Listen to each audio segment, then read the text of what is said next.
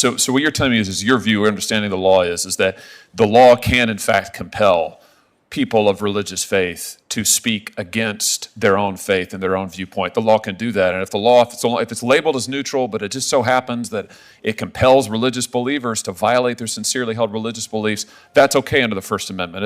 Is that correct? Is your understanding of the law as it currently exists? No, Senator Hawley, I'm not aware that the U.S. Supreme Court has addressed the nuance of a free exercise claim coupled with a free speech claim, which is what you just described.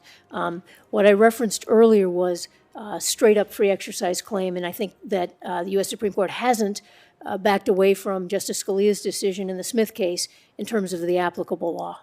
So you stand by your representation of this client and all of the arguments that you made, including calling the position of these two Catholics, Malcolm and Susan Baker, invidious, pernicious, and akin to racial discrimination? Do you regret any of that rhetoric? Senator, I don't remember the context. I haven't looked at that brief in 30 years.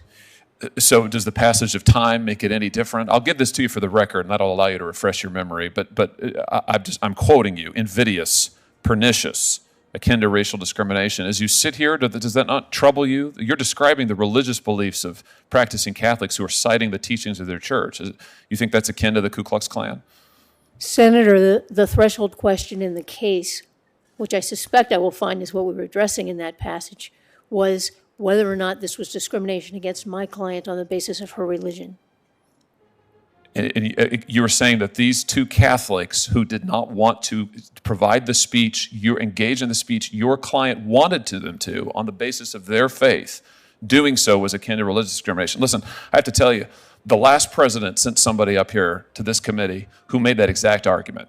It's a Republican who made that exact argument. I voted no. That person didn't get confirmed.